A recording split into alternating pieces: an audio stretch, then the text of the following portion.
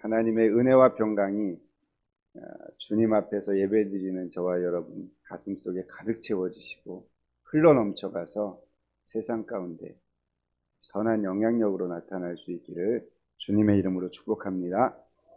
아멘이십니까? 네. 야곱은 라헬과 레아에게 고향으로 돌아가기 위해서 그 이유를 아주 자세하고 명확하게 이야기해 주었습니다.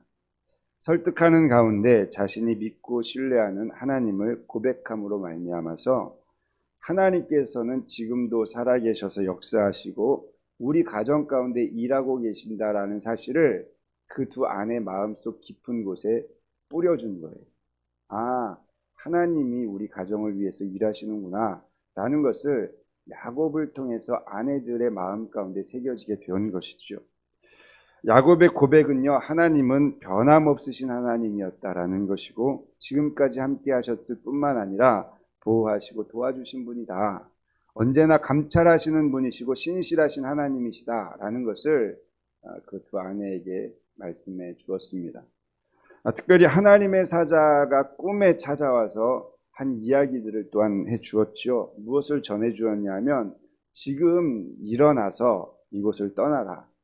내가 태어났던 고향을 향해서 돌아가라 명령하신 것이죠. 그리고 지금까지 지켜주시고 보호하셨던 것처럼 돌아가는 발걸음도 내가 너와 함께 하겠다라는 그 약속의 말씀을 꿈에 하나님의 사자가 나타나서 말씀했다라는 것을 지금 두 아내에게 정확하게 이야기를 한 것입니다.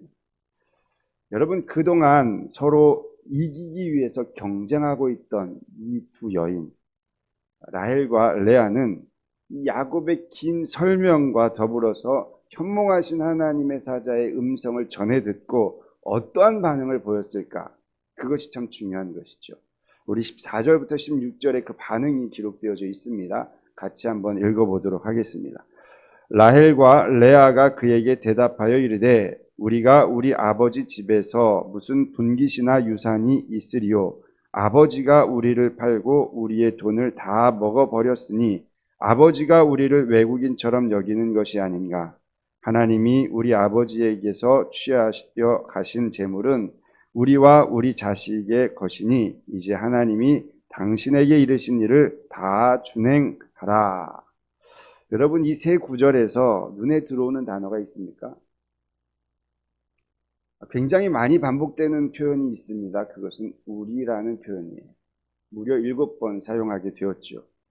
여러분, 이 우리라는 표현을 통해서 지금 두 사람이 경쟁 구도에서 연합 구도로 바뀌고 있다는 사실을 우리는 볼 수가 있습니다. 그렇다면 이들이 우리라는 표현을 할 수 있었던 이유는 무엇인가? 한마디로 표현하자면 공감이에요. 둘이 같은 마음을 갖게 된 거예요. 경쟁할 때는 다른 마음이죠. 서로 이기고자 하는 그러한 경쟁심이었다면 오늘 이 야곱의 말을 들은 이들의 마음 가운데는 동질성, 동일감, 같은 마음을 품게 된 것입니다. 읽은 말씀을 보시면 이들이 공감한 것 세 가지를 확인할 수가 있습니다. 첫 번째는 우리 아버지 집에 분깃과 유산이 없다라는 것에 공감을 합니다.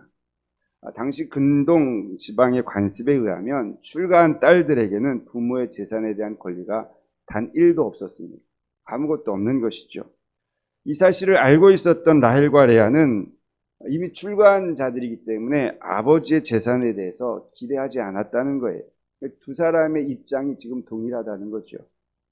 그래서 공감한 거예요. 두 번째는요, 아버지가 우리를 팔고 우리의 돈을 다 먹어버렸다는 거예요. 그래서 우리 아버지에게 우리는 외국인 같은 존재가 되어버렸다는 것이죠. 이게 서로 맞아버린 거예요. 여러분, 라반은 야곱이 14년을 봉사하는 노동력을 이용해서 지참금을 받았지 않습니까? 그래서 두 딸을 결혼을 시켰단 말이죠.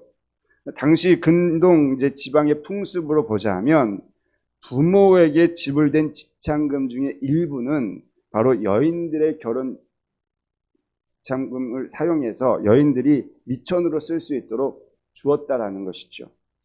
그런데 라반은 이 지참금을 노동력을 통해서 받고는요, 딸들에게 아무것도 주지 않은 것입니다. 홀로 독차지한 것이죠.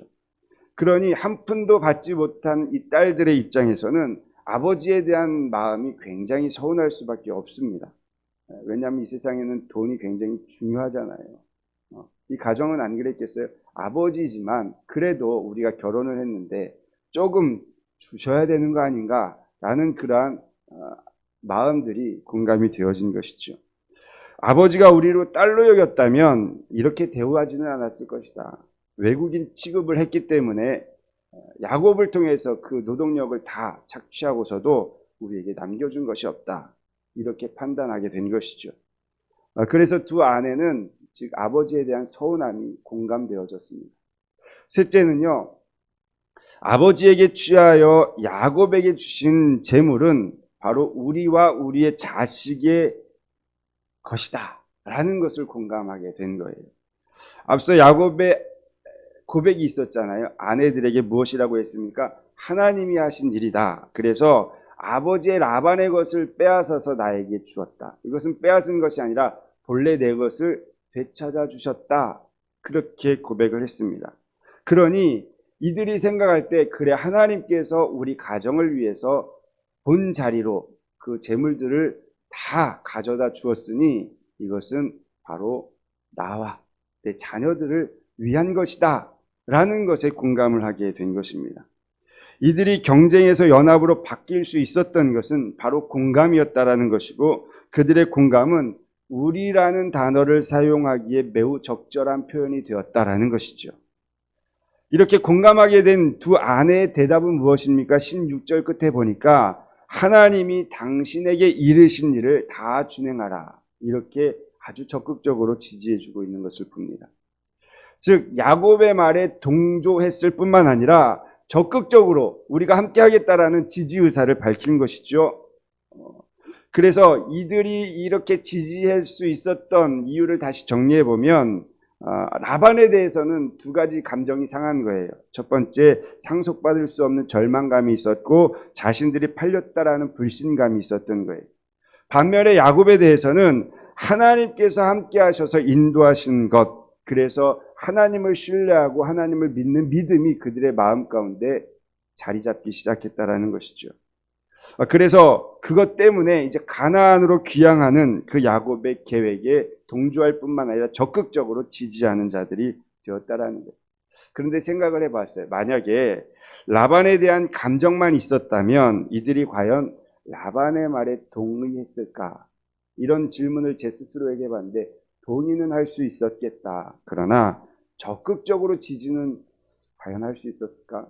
왜냐하면 돌아가야 될 변수들이 너무나 많기 때문에 그렇습니다. 그런데 그들이 적극적으로 지지할 수 있었던 것은 하나님에 대한 기대감이 그들의 상한 마음을 덮었기 때문에 하나님에 대한 신뢰하는 마음이 아버지로부터 받은 상처들을 이겨낼 수 있는 그 힘이 있었기 때문에 지지자로서의 삶을 살지 않았나 생각해 보게 됩니다. 사랑하는 성도 여러분, 저와 여러분이 오늘 이 시대를 살아가면서 공감하는 것은 무엇입니까? 아마 이 세상에 살아가면서 세상을 보면서 진짜 이 세상은 소망이 없구나 라는 사실을 뉴스를 보면 공감이 되지 않습니까? 세상에는 참 소망이 없다.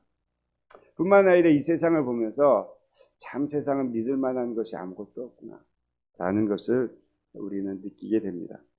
그렇다면 하나님께 대하여서는 어떠한 공감을 가지시겠습니까?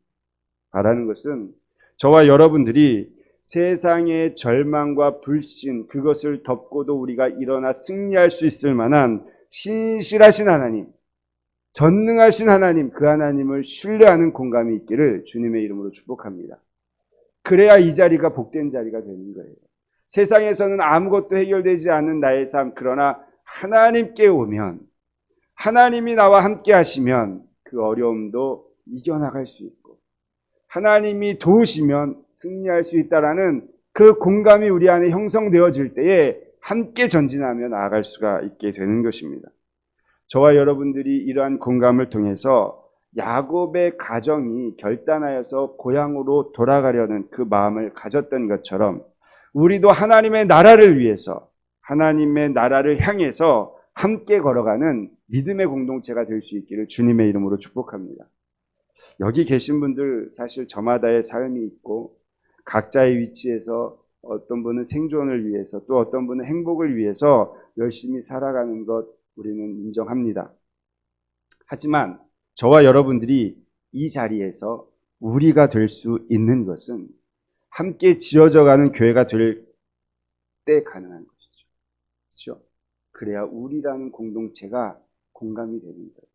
함께 예수 그리스도를 머리 삼아서 교회를 지어갈 때에 여러분과 저는 우리입니다 라는 것을 표현할 수가 있다라는 것입니다. 우리 신흥 공동체 가운데 우리라는 이 단어가 불편함이나 어색함이 없기를 주님의 이름으로 축복합니다. 우리라는 이 단어를 통해서 같은 목표를 향해 함께 전진하는 우리 믿음의 공동체가 될 수 있기를 다시 한번 주님의 이름으로 축복을 드립니다.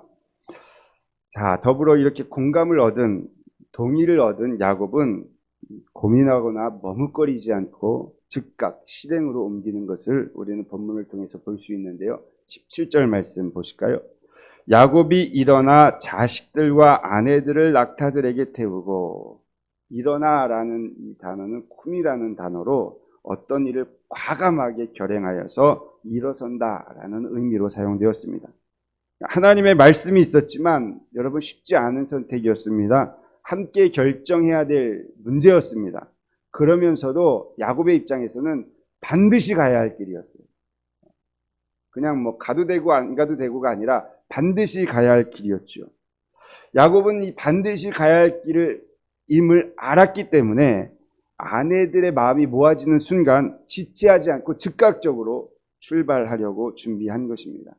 만약 야곱이 떠나기 위해서 즉각 일어나지 않고 고민한다든지 하루 또 하루를 지체했다면 야곱은 하나님의 말씀, 그 명령에 순종하지 못했을 수도 있습니다.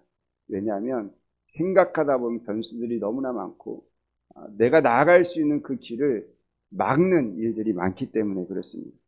그래서 여러분, 순종이라는 것은요, 말씀을 들은 즉시 해야 순종하게 될 가능성이 높다라는 거예요. 내일 하면 되지, 이 생각은 우리로 하여금 움직이지 못하게 하는 지뢰와도 같습니다. 여러분, 지뢰를 밟으면 움직일 수가 없죠.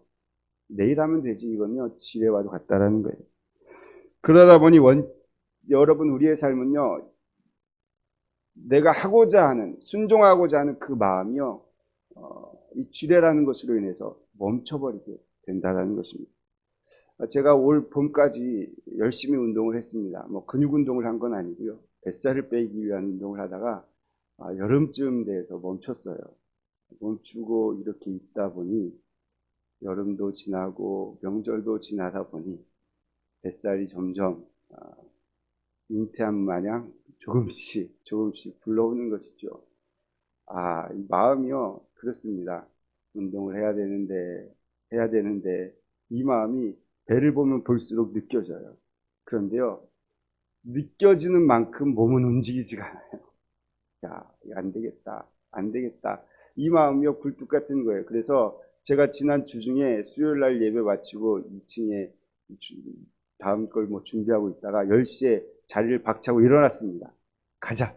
그래서요, 뚝방길을 1시간 조금 넘게 걸었어요. 기분이 너무 좋더라고요. 뭔가를 시작한 것 같은. 그리고 뭐 이후에 계속 하지도 못했어요. 뭐 바쁜 일정들 때문에. 그러면서 이제는 시작했으니 좀 해봐야겠다. 그런 마음이 있었는데, 여러분, 이렇게 해서 하루 하고 나니까 후유증이 있더라고요. 뭐냐면, 이 피곤이라는 녀석이요, 저를 마구마구 공격하더라고요. 그래서 이틀 동안 막 괜히 피곤하고 안 하던 운동을 하다 보니 1시간 걸었을 뿐인데 그렇게 피곤함이 저를 아주 무자비하게 공격하던 그 생각이 납니다. 그런데 여러분, 여기에서 포기하는 순간 어떻게 되겠어요?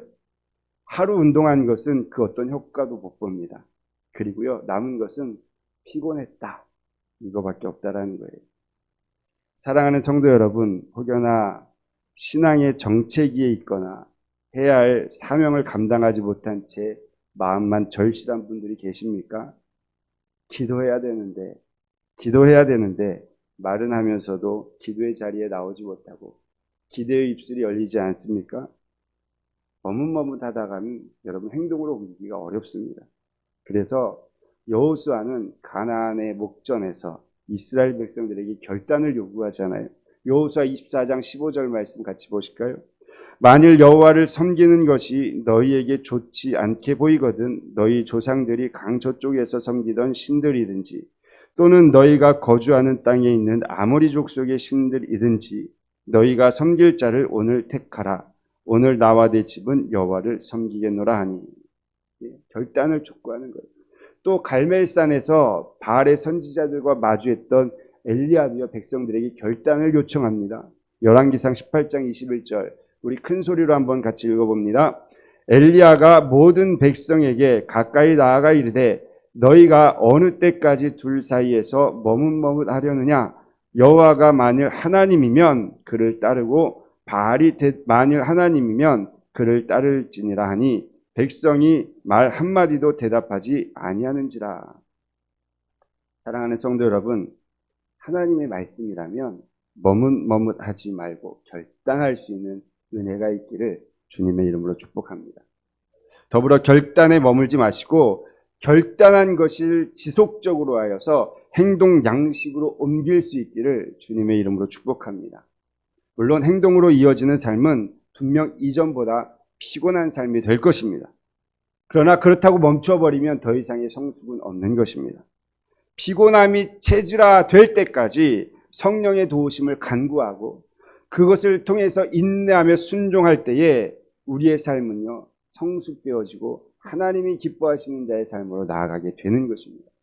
그러한 성령의 도우심을 의지하고 믿고 순종함을 통해서 저와 여러분들이 힘든 일들일지라도 체질화될 수 있는 그러한 거룩한 성도의 삶이 되기를 다시 한번 주님의 이름으로 부탁을 드립니다. 자, 일어나 출발을 하면서 야곱이 챙긴 것이 있어요. 이제 출발을 해야 되니까 챙겨야 되잖아요. 무엇을 챙겼는가? 17절, 18절 말씀 같이 보실까요? 야곱이 일어나 자식들과 아내들을 낙타들에게 태우고 그 모은 바 모든 가축과 모든 소유물 곧 그가 밧단 아람에서 모은 가축을 이끌고 가나안 땅에 있는 그의 아버지 이삭에게로 가려 할세.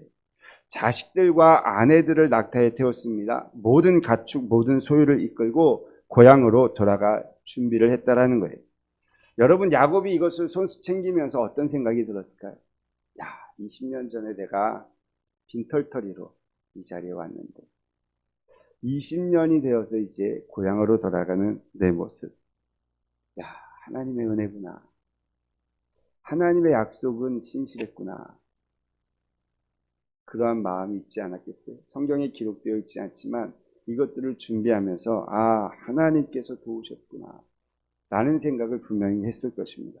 물론 야곱은 4명의 아내와 첩 그리고 12명의 자녀와 재산을 얻기 위해서 20년이라는 세월을 고생과 수고로 일삼았습니다. 그 누구보다 어렵고 힘든 시간들을 보낸 것이죠. 그러나 아무리 많은 수고와 고생을 했더라 하더라도 하나님께서 간섭해 주시지 않으신다면 아무것도 소유할 수 없는 것이죠. 빈손으로 왔다가 빈손으로 갈 수 있는 거예요. 그런데 빈손으로 왔지만 하나님께서 그 가정에 개입하시고 은혜 베풀어 주셔서 충만함으로 돌아갈 수가 있었다라는 것이죠. 여러분, 그것이 바로 하나님께서 이 가정을 친히 세우신 것입니다. 시편 127편 1절에 이렇게 말씀하고 있죠. 우리 큰 소리로 같이 읽습니다. 여호와께서 집을 세우지 아니하시면 세우는 자의 수고가 헛되며 여호와께서 성을 지키지 아니하시면 파수꾼의 깨어있음이 헛되도다. 여러분 가정마다 문제없는 가정이 어디 있겠어요? 그렇죠?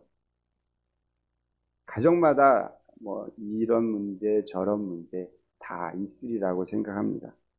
그런데 그 문제들을 이렇게 생각해 보면 우리가 사실 우리의 힘으로 감당할 만한 것들이 그렇게 많지가 않아요. 야, 이 문제 해결할 수 없겠구나 하는 것들이 많다는 것이죠. 그런데 여러분, 우리가 집을 세우기 위해서 수고와 노력도 분명히 해야 됩니다. 그렇죠? 문제를 만났을 때 극복하기 위해서 애쓰고 노력해야 됩니다. 그런데 그것만으로는 안 된다는 거예요. 여호와 하나님께서 세워주셔야만 가능하다라는 것입니다. 저와 여러분의 가정에 하나님의 허락하심을 통해서 가정에 있는 문제들이 해결되어지고 노력에 대한 결실들이 아름답게 주렁주렁 열리는 은총이 있기를 주님의 이름으로 축복합니다. 더불어서 우리 신은교회 가운데 하나님의 허락하심으로 인하여서 우리가 노력하고 열심히 한 그 일들에 대해서 하나님께서 풍성함으로 채우시는 놀라운 은총도 있기를 주님의 이름으로 축복합니다. 야곱은요, 이렇게 돌아가야 될 것들을 챙기면서 하나님이 세우셨다라는 것들을 마음 가운데 새겼을 것입니다.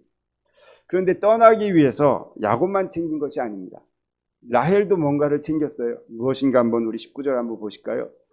그때에 라반이 양털을 깎으러 갔으므로 라헬은 그의 아버지 드라빔을 도둑질하고, 여기서 드라빔이라는 것은 지난주에도 소개를 해드렸습니다. 가정 수호신으로 숭배했던 우상입니다.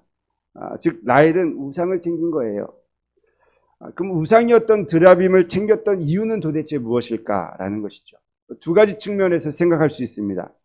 첫째, 이 라헬은 하나님을 섬기기는 했지만 과거에 우상 숭배하던 습관을 버리지 못한 것이고요. 드라빔을 간직함으로 인해서 이제 출발해서 가야 할 여정을 누구에게 지금 부탁하는 거예요? 드라빔에게.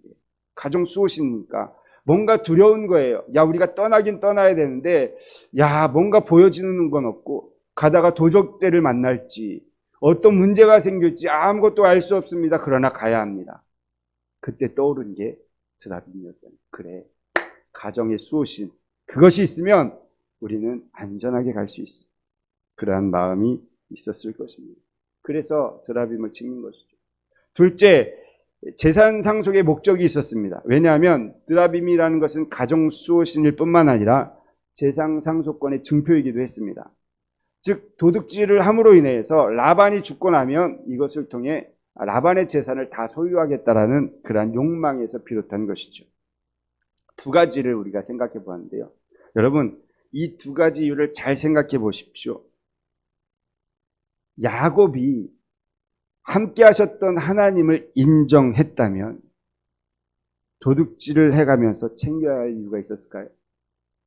야곱은 아내들을 설득할 때 무엇이라고 했습니까? 우리 하나님은 지키시는 분이시고 보호하시는 분이다. 돌아가는 길도 하나님께서 지키실 것이다. 그렇게 말씀해 주었죠. 또한 지금까지 하나님께서 풍성하게 하신 것 하나님의 은혜다. 아버지에게로 갈 것을 다시 하나님께서 나에게로 돌려주셨다. 하나님께서 하신 일이다 라는 것을 누구에게 이야기했습니까? 라헬과 레아에게 이야기했던 것이죠. 야곱이 고백한 하나님을 믿고 신뢰했다면 가정의 수호신을 훔쳐서라도 챙길 이유가 있었을까요? 상속의 증표라는 이 드라빔을 챙길 이유가 있었을까요? 라헬에게는 하나님을 믿는 믿음보다 눈에 보이는 드라빔이 더 믿음직스러웠다라는 것이죠.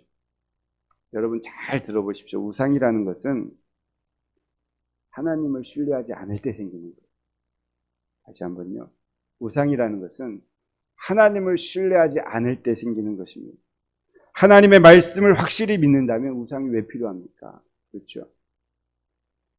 하나님을 믿는 그리스도인들이 신문을 펼쳐서 오늘의 운세를 본다. 때로는 점을 보러 간다. 타로라는 것을 해본다. 이유는 무엇일까요?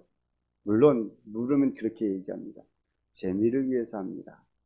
그렇죠. 그런데 기대하는 마음 갖고 열잖아요. 그렇죠.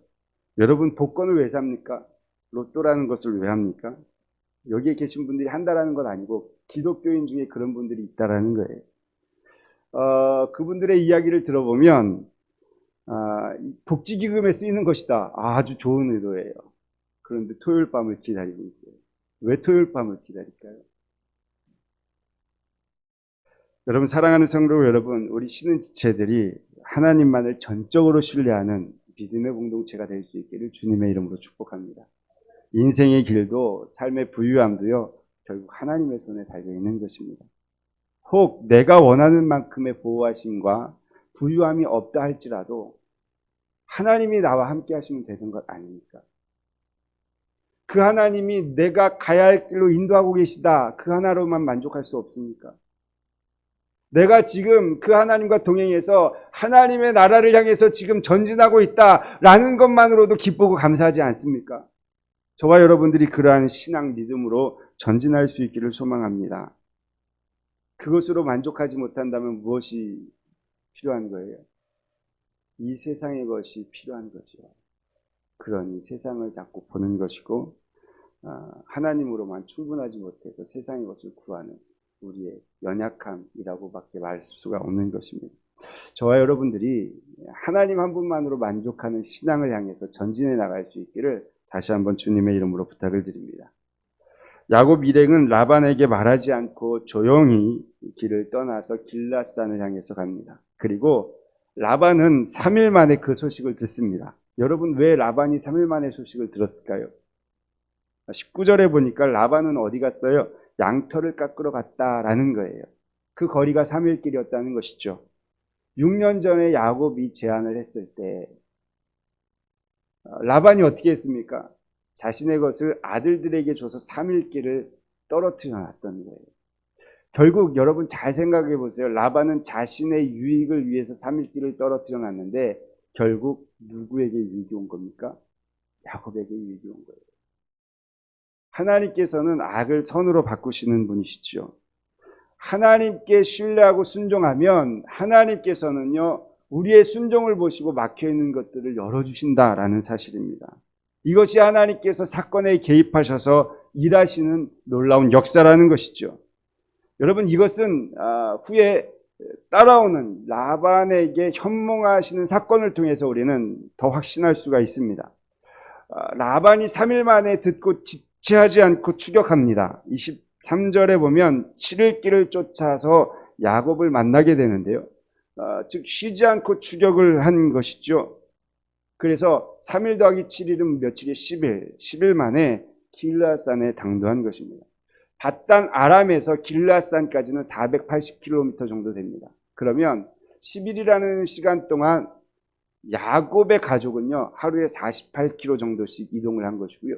라반은 하루에 70km 정도 평균으로 쫓아간 거예요.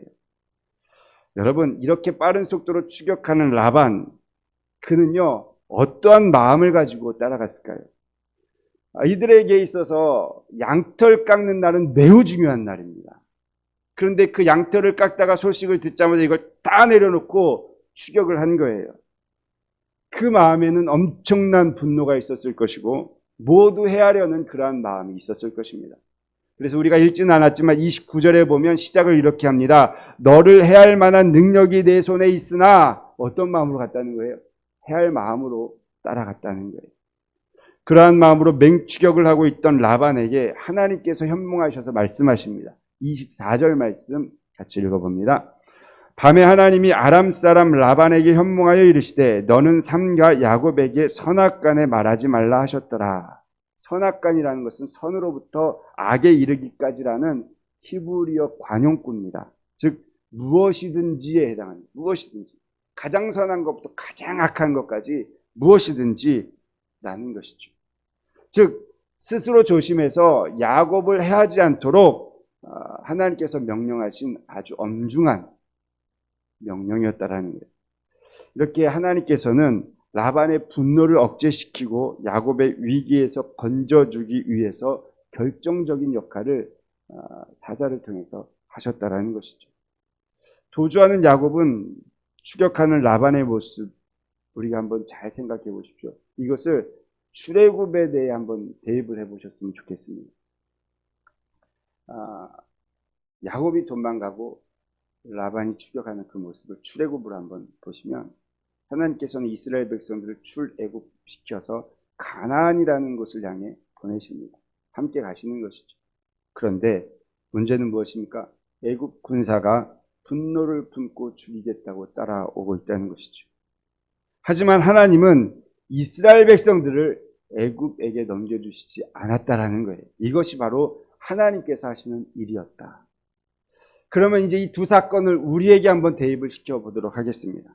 저와 여러분들은 하나님께서 부르셔서 하나님의 사람으로 세워주셨습니다. 그래서 하나님의 나라를 향해서 전진해 가고 있다는 것이죠. 하지만 사탄이라는 녀석은요, 저와 여러분들을 맹추격하고 있다는 거예요. 어떻게든 우리의 발목을 잡기 위해서, 어떻게든 우리를 넘어뜨리기 위해서 사탄은요, 날마다 우리를 감시하고 있는 것이죠. 그러나 염려하지 말 것은 우리를 인도하신 하나님께서 우리가 사탄에 잡히지 않도록, 사탄으로 인하여서 무너지지 않도록 그냥 두지 않으신다라는 사실입니다. 환경을 바꿔서라도, 아니면 예수 그리스도께서 희생하신 것처럼 희생하셔서라도 우리를 지키시고 하나님의 나라 그 본향을 향해 갈 수 있도록 인도하시는 분이 하나님이시다. 이 사실을 저와 여러분들이 신뢰할 수 있기를 주님의 이름으로 축복합니다. 모든 어려운 환경을 결국 선으로 바꾸시는 하나님, 그 하나님의 은혜가 우리의 삶 속에 있다는 것입니다. 우리에게 필요한 것은 뭐예요? 믿음으로 순종만 하면 돼요. 곁길 볼 것도 없고요. 다른 생각할 필요도 없습니다. 하나님의 말씀 앞에 순종해서 전진만 하면 하나님께서 오는 사단들을 차단해 주시고 가야 할 길을 갈 수 있도록 인도하신다라는 거예요. 우리의 순종의 부족이에요. 순종의 부족. 저와 여러분들이 승리를 원한다면, 하나님의 나라를 향해서 전진하기를 원한다면 하나님의 말씀 앞에 그대로 순종하여서 전진할 수 있는 믿음의 권속들이 될 수 있기를 주님의 이름으로 축복합니다. 왜냐하면 예수님께서 죽으시고 끝난 것이 아니라 모든 죽음의 권세를 물리치고 승리하셨기 때문에 그분을 따라가는 우리는 반드시 승리입니다. 그러기에 우리는 믿음으로 전진하는 것이죠. 창세기 50장에 보면 요셉의 형들이 아버지 야곱이 돌아가시자 요셉을 두려워합니다. 이유인즉 자신들이 동생을 팔아넘겼잖아요. 이 악을 요셉이 우리에게 갚지는 않을까. 아버지가 살아계실 때는 그래도 아버지가 우리의 방패막이가 되어줬는데 아버지가 돌아가셨으니 이제 우리 큰일 났다. 어떡하냐. 그래서요, 형들이 자신들의 허물과 죄를 용서해달라고 이야기하면서 이게 아버지의 마지막 유언이었다. 제발 우리를 용서해다오. 이렇게 이야기합니다. 요셉은요, 나 가슴이 아파 웁니다. 그리고 이렇게 말하죠. 우리 50장 20절 말씀 같이 읽어보실까요? 당신들은 나를 해하려 하였으나 하나님은 그것을 선으로 바꾸사 오늘과 같이 많은 백성의 생명을 구원하게 하시려 하셨나니. 사랑하는 성도 여러분, 악을 선으로 바꾸시는 분은 바로 이 하나님이십니다. 할렐루야. 광야에 있을지라도요, 우리에게 구름기둥 불기둥 되어주시는 분은 우리 하나님이십니다. 사망의 음침한 골짜기에 다녀도요, 그곳에서 함께 하시는 분은 우리 하나님이십니다. 할렐루야. 코로나19가 아무리 우리를 어릴 때도요, 우리의 삶 속에 여전히 우리 하나님은 함께 하십니다. 우리 가정에 어떠한 문제가 생겨도요, 하나님은요, 여전히 우리의 가정 가운데 함께 하십니다. 그 하나님을 신뢰함으로 전진하는 저와 여러분들 다 되실 수 있기를 주님의 이름으로 축복합니다. 말씀을 정리합니다. 하나님이 함께 하시면 우리는 공감할 수 있어요. 너와 나에서 우리가 될 수 있어요. 같은 방향을 향해서 전진할 수 있습니다. 하나님이 함께 하시면 우리의 가정들을 세워주십니다. 문제 있고 어려운 가정들, 또 원치 않은 비바람이 몰아닥칠 때 하나님이 함께 하시는 거예요. 하나님이 함께 하시면 우리는요, 하나님 한 분만으로 만족하며 살 수가 있게 됩니다. 하나님만 함께 하시면 우리의 주변에 있는 악한 것들을 하나님께서 정리해 주신다. 여러분, 이 믿음 갖고 순종하고 나가면 행복합니다. 우리 신은 지체들이 다 행복해지셨으면 좋겠어요. 한 주도 행복한 우리 신은 지체들 되시기를 주님의 이름으로 축복합니다.